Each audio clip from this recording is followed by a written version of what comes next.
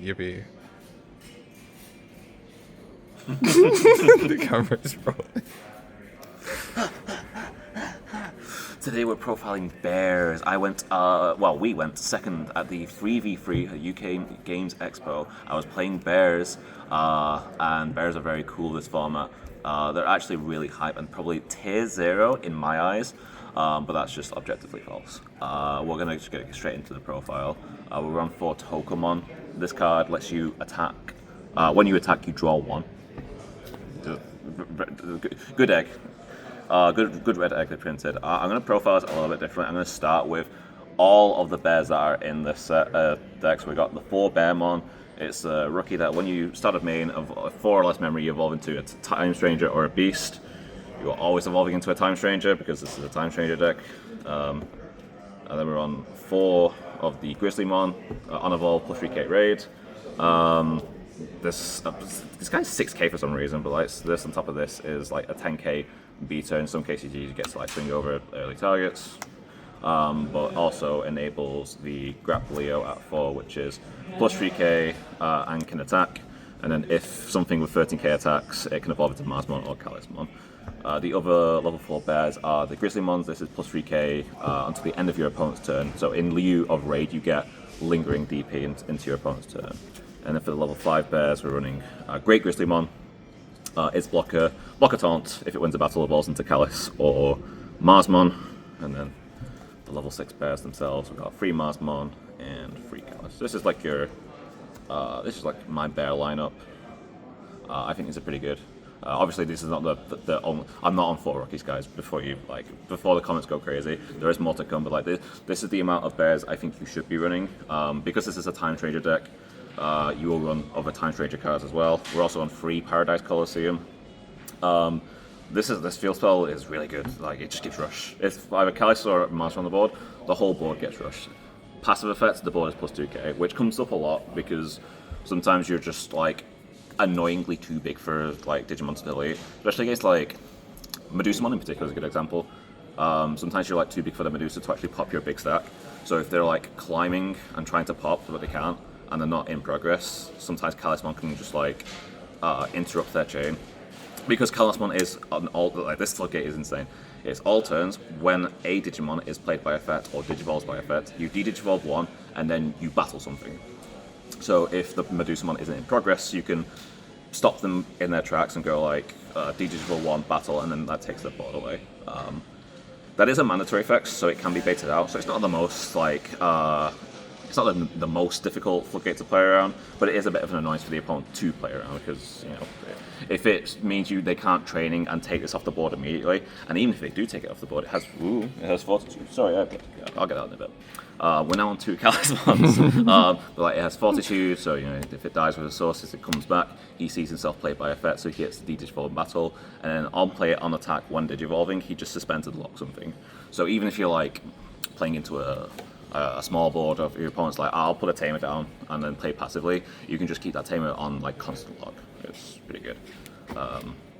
Those are all the bears. I won't go into too much detail about what all of it do, just because I think I'll save you guys some time. You know, you guys can read. You guys can go to Digimon Card Dev, right? 3 Taper and 3 Coronamon. These are like your dig cards, or your dig Digimon. Because like, I'll put the Colosseum back out. So like these are both green and red. So this can play these for 0, but also like this is a searcher that finds beasts, which all of the deck is, and then a Time Stranger tag. This Coronamon to like pitch an amount to draw the same amount. It seems scary at first because like you're going either neutral in hand or negative depending on how you're using the effect, and to like pitch 2 targets that you might want for later is a bit scary. But the idea there is that you're pitching cards that you don't need now for cards that you do need now. But in case we do need cards from trash, we have 2 Firemon. On evolve, on play, pitch a card to add a red Digimon back. Red Time Stranger Digimon back. So it doesn't find the green pieces, which is a little unfortunate, but at the same time, most of the red pieces... Marsmon isn't the best 6, but he's still a good 6 to find back, especially if you need combo. Sometimes Grapplio goes missing and he's hidden security, so you need to add him back. Sometimes you need a rookie, so you add a Bearmon back, and then sometimes you need a level 4, so you have the Great Grizzly back. Those are like your targets. Also, in some cases, you can go fire it at back Corona. He also puts a target in trash for eventually the Asanas. But I'll come to those in a minute. And then like the last Time Stranger Digimon we're playing is Junimon. This card is really, really good. Just in general for Time Stranger, but for bears in particular, the idea is that sometimes you can climb into Juno. You deck something to play out a body. If you play a second Grapplio, you can have the Junimon attack, and then because this is plus 3k, either from this stack or the Grapplio giving it plus 3k, you can then go, this sees a 13k attack, you can either evolve it to Mars, or you can evolve it to Callus for 0 cost. And then if you have Colosseum active, your board now has Rush. And then the second thing you can do with it, if you're like playing on an empty board, you can use slam this for 7. Deck one of your opponent's Digimon, and then because the security was trash on your side, you play Great Grizzly to taunt another Digimon. You force that to attack, you block, you win the battle, and again you turn to Mars or you turn to Calismon. Ideally, you turn to Calismon because you get to go suspend something, then de-digivolve and battle something. So you get to like 2 for 1 or sometimes 3 for 1 some opponent's boards. She's also just like a better removal. Sometimes you just don't want battle deletion. So Junimon's a better sort of removal source in that regard. Taking to the top of security is better than balance and bot deck in some cases. And we are a Time Stranger deck, so we're of course playing Dankanan. We're playing 3 copies of Asuna. This is what lets you float cards from trash, so it floats Firemon, floats Corona, Taper. It floats just all the level 4s in the deck. There, if you want to play for a tempo play, both Grizzlies. Depending on what your situation is, like if you just want to search, like you've dug 2 cards here and then search 2 more cards, that's pretty good. If you're playing for like a good turn, you go into Bear, make Grizzly as you promote to plus 3k something, or you play Firemon to pitch and add back a card. You have different lines of play, but what makes this so good, and I will also once again bring out Paradise Coliseum because it's relevant here, is we are also playing 2 copies of Akiho. I've had a bit of debate about this card because we already have Rush here, and it only searches the red pieces and only gives the red pieces Rush. But the idea here is that you have 2 different things. You bot deck Asuna to play a red Digimon, because the Digimon's been played by effects, that is red. Is it red vaccine or red beast? You give it Rush, and then it goes to the unsuspend phase, so you get to unsuspend the Akiho, and in some cases you get to reuse it. So again, if you're like kind of struggling on the board, or if you need something else to have Rush, you can go like Paradise Coliseum to play a second body, give that Rush, and then Dankanan in turn swing. The second thing obviously is like during a turn you get to go, if you like past the 5, the opponent's playing around Asuna, and you have this as your board state, you can just go Colosseum, play Bear, suspend, give it Rush, and now all of a sudden your off turn is still as good as like the turn you are promoting. You're still making a Mars or a Callus by going Grap, Leo, swinging with Rush. You're like plus 3 here, and plus 2 here, and plus 2 here, and you get to make Mars or Callus. So you always have so many ways to make Marsmon or Calismon. Even in the worst case, you can just slam Mars for 7. But you have you're trying to mitigate as many off turns as you can with this package. I think, and I get that people don't like it because it doesn't find everything. But I think if you're like getting rid of like specific off turns, it makes it worth it. 4 in between theatre and 2 Iron Slash to accommodate for the Dankanan as well as the field spells, and then we're on 1 sprint dash training, because why would you not run a green-red training in a green-red deck that is free to play and searches out of security, right? And that is the list. So my round 1 was Ping Pong Omni. Sorry, I'm just going to take this moment to look for my card. And we're going. So round 1 was Ping Pong Omni. We basically just played passive into each other for like 4 turns straight. He passes the turn with double Agumon. This is best of 1, by the way, just as a heads up. So like a lot of my rounds were done with like 5-10 minutes.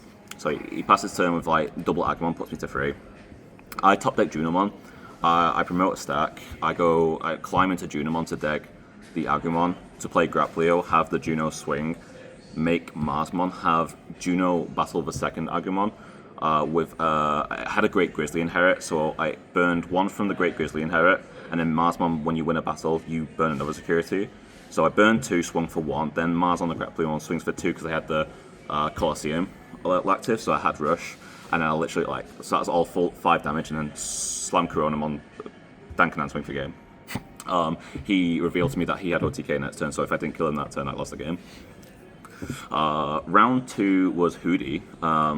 This guy was so unlucky, but as someone who has played Hootie before, so many times, the hand that he was left with on his last turn will end up being 3 of a new Shakumon, 2 Comet Hammer, Kurumin Detective Agency. I think it was an amount of Tamers and Hootie. He had literally no forward plays because he had drawn the Hootie off of an evolved Ankylamon, so he was literally locked to that board state, and he was looking down at Callus. I was he played Chitose, and he said I'll decline to play, and he thought, oh man, this guy's really smart, he's playing around the Callus-mon. So I just didn't have anything to play, which was oh, yeah, that makes sense. But yeah, sometimes Hootie hands just get super stuck for no reason. Yeah, I was very fortunate to win that one. Well, I'll say very fortunate. I think once I made Callus, I was in a good position, but round 3 was versus Jupiter Rune Mode. Vortex better thank me because I gave him 2 takebacks, which in hindsight, don't do that at a regional, but for a 3v3, who cares? I don't care about the pricing. I'm here for fun. I love the game. But his misplays were he bot decks an Asuna to try and play an Asuna from hand. You can't do that. He did have a legal target, so he could have floated into Agiomon, but I'm just whatever, take it back, whatever. The second thing he does is a sequencing thing. So he goes swings Agio, Nyaromon to burn security, then he tried to trigger via Lekmon, then go back to an Inori trigger. Because you've burned the security, you have to resolve Inori then, but he didn't. He went to Alekmon. All that would have meant is that he would have resolved the Agio, the Inori to evolve into Agiokiss, and then maybe not getting on suspend. To be honest, I don't think it made a huge difference. I think he was in a better position than I was, but he owes me. So I lost that game, and that was our only team loss for the tournament. We won the rest of our games in some capacity. Round 4 was versus Beat Break. This was another one of those moments where Beat Break was missing a tamer, then found the tamer, but then was also missing other pieces. So they were 1 turn too slow, and I can't remember how exactly it happened, but I OTK'd them. Junomon was involved in some capacity. I know that for definite, because Junomon is what enables OTKs for the most part.